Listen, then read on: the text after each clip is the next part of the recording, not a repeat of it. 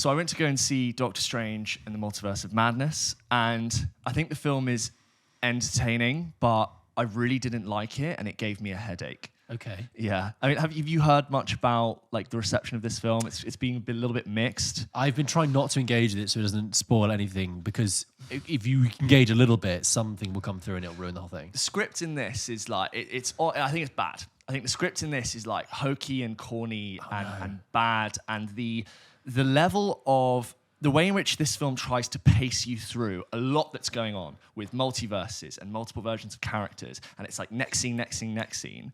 It can't pull it off because the quality of the script cannot sustain it.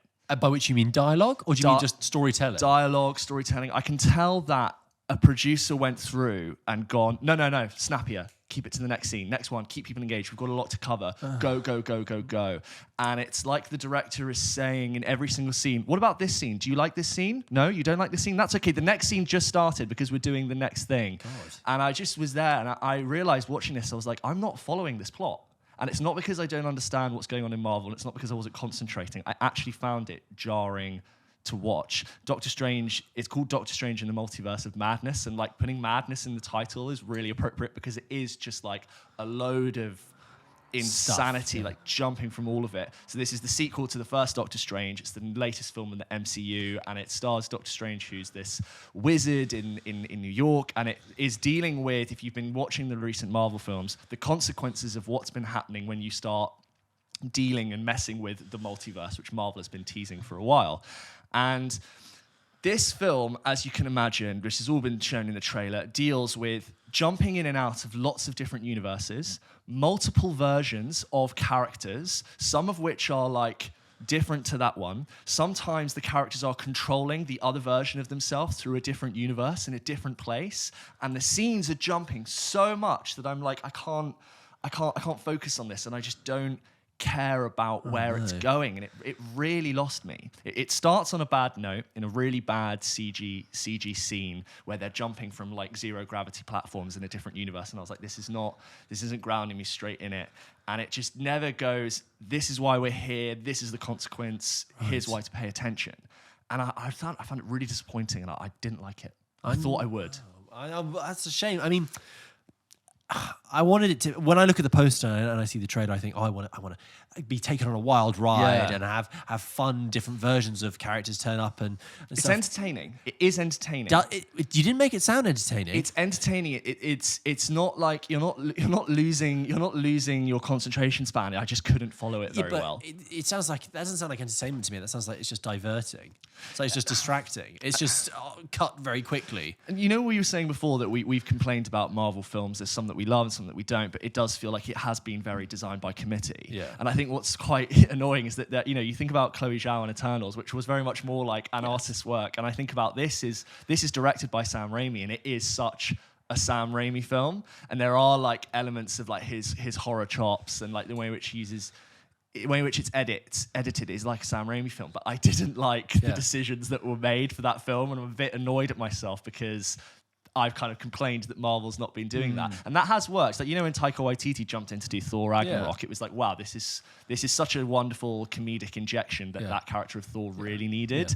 This is not what Doctor Strange needed. It doesn't feel anything like the first Doctor Strange. Yeah, and I just found it really difficult and hard to watch. We should say that it's different director to the first. Different director. So Scott Derrickson did the first one, and then I think was not fired, but like clearly came to an impasse at Marvel about the direction of this, and they got Sam Raimi in, which people were like, well, great, because Sam Raimi did the Spider-Man films, so he has a legacy here. But the thing is, look, I've not seen the OG old Sam Raimi stuff, the Evil Dead. But yes, he might have made Spider-Man, but that also means he made Spider-Man 3, which is rubbish. Yeah, Spider-Man 3 is really woeful. And if you look at his track records of films since then, like what, Oz the Great and Powerful, like has Sam Raimi pulled off an interesting big budget film? That's a good point. Since Spider-Man 2. Since Spider-Man 2. Yeah, That's like nearly 20 years ago. It's a fair point. And then I'm in this cinema and I'm watching it on a big screen, and this is a film that has a budget of $200 million, and it's Marvel, so it is meant to sort of represent the best of what CGI is. Yeah. This is I think this is easily the most CG intensive Marvel film ever. Right. Almost every shot is digital. There's lots of like what would be studio green screen, and it has some of the best and worst CG in it. There's moments where I go, wow, that like in the first Doctor Strange when you saw the mirror dimension for the first time, I was like, that is really well done. I think it was nominated for an Oscar for visual effects at the time. That for me was what made the first one stand out. Yes. That was elevated. And this moment has a couple of moments where I'm like, wow, that is so cool. There's a moment where he's like being launched through different multiverses, and there's like one that's made of paint and one where he like breaks up into cubes. I'm like, oh my God, that's really good. And there's other moments where I look at it and I go, ugh, that looks really rubbery and soft, and it doesn't really have weight. That is just a big CGI monster. And it's not because I don't like this kind of film. Yeah. Like I'm usually like quite into it, but Doctor Strange 2, I imagine, is what a lot of people really don't like about superhero films. And I think a lot of like disgruntled parents are going to be rolling their eyes when they have to go take their kids to see this film, because it's a lot of what you don't want to see if you're not into this. Yeah. And yes, it had moments where it was great, but also I looked at the CGI. I was like, I just don't think this looks good at all. Soft, mushy nothingness, and I'm just switching off. Is it too long? Only because it was giving me a headache. So, but how long is it? And I couldn't follow. Oh, it's just over 2 hours, I'd say. But I don't know. That's for short sure. for a Marvel film, I'd say. Yeah, it's just over 2 hours, but I can't remember exactly how long it is. This is why I quite liked, or not quite liked. This is why I didn't mind Eternals. This is why I was okay with it, because for this, yeah, probably. Yeah. I'm not going to defend it that much. Yeah. Like, I was amused passingly by it, but when you just say all those things, like, yeah, I don't want to see that, and it's such a shame, like such a depressing shame. I know, It's that's like, exactly how I feel. surely when you have the multiverse and you have a character like Doctor Strange, surely that is the opportunity to get really innovative and really like boundary pushing and really mess with someone's head. You want to have your mind messed, right? It's about madness, and it sounds like you didn't have that at all. There are some brilliant character reveals, and there are so here's the thing, like it jumps, as I've said, it jumps through multiverses, and there's multiple versions of characters, right? That's all that I'll say, and there are lots of new characters that are introduced, but it jumps around the multiverse, many different universes, so often that you're introduced to some characters, you meet them, or you meet another version of a character, and just like that, they're gone, they're dead, they're this.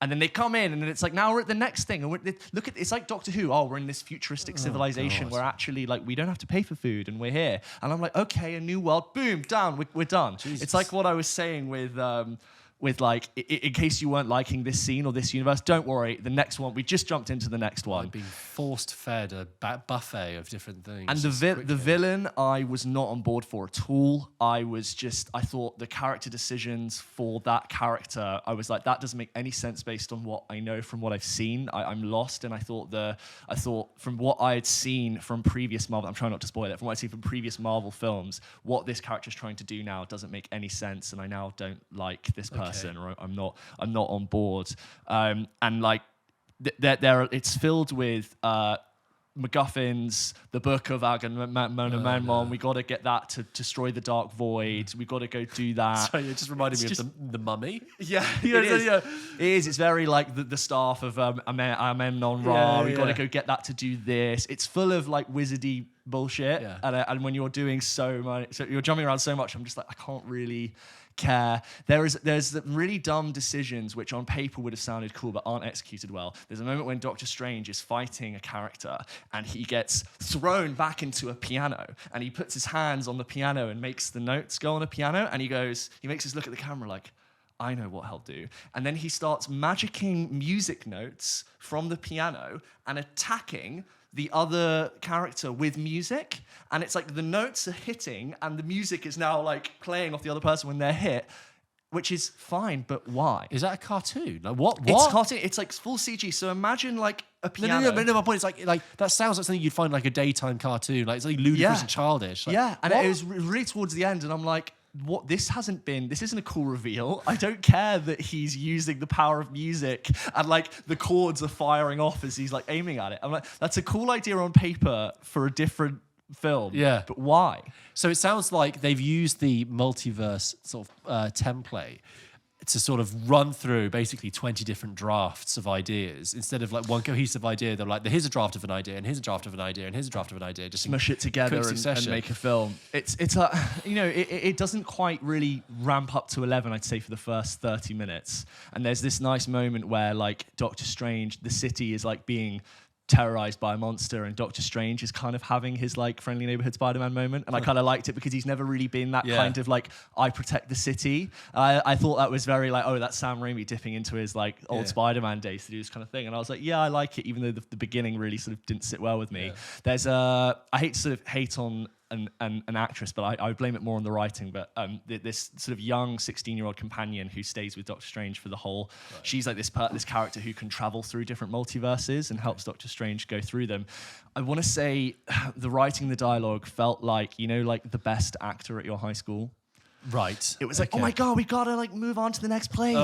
No one ever believed me when I was growing up. And I actually think it's more the writing dialogue, because you have Benedict Cumberbatch, who's obviously a fantastic actor, who I think is also struggling to get this film through. And I think we said before, I just thought it was a real shame. I think I was more excited to see this film, and I expected to have, not for it to be perfect, but I expected to like it. And I remember finishing it thinking, I definitely don't want to rewatch this when it comes out on Disney Plus. I'm not going to want to go back into this. I don't like where the characters end up at the end. There are some very cool reveals, but it's like just standard Marvel, cool reveal for the next thing, but I didn't like it at all. It's a shame because I was going to see it, and you sort of had it, but now you've said that, you've really maybe put the brakes on whether I actually can be bothered to crowbar in 2 and a bit hours, 3 hours out of my life do that to to you, do because it. I don't want to like just come here and say it's not very good, it gave me a headache, and stop you from seeing it. But at the same time, I'm not going to lie to you and say I don't think it will irritate you. The thing is, there's another Multiverse film out coming out imminently, which has got rave reviews, which is this Everything Everywhere All at Once. I know. People keep messaging us to ask if we've seen it, and I haven't yet. I will be prioritizing that instead to watch. I have to say, if we're going to cover more ground. So it's a shame to hear that it's a disappointment. And I feel like on this podcast I have been quite critical of Marvel recently, and I feel like I have been sending out like contradicting reasons as to why I don't think it's been successful. And unfortunately, like giving a director a Marvel film to just go with it, I don't think it's worked out this time. Yeah. And I think you looked at the lead up to the Avengers Endgame, and you think they really had to sort of have this come from one voice, and they clearly went to the Russo brothers like, tell us the pace, tell us your voice, let's land this plane. Yeah. But I remember watching a film like Avengers Infinity War, which is balancing so many different characters in different places, different planets, but it was doing it well. Yeah, it works. Yeah. And I was following everything. And I think if you weren't a huge Marvel fan, you could still follow everything. Just about, This film does not achieve that. The quality of the script is not good enough to sustain what it tries to do plot-wise. And I think that's a really huge shame.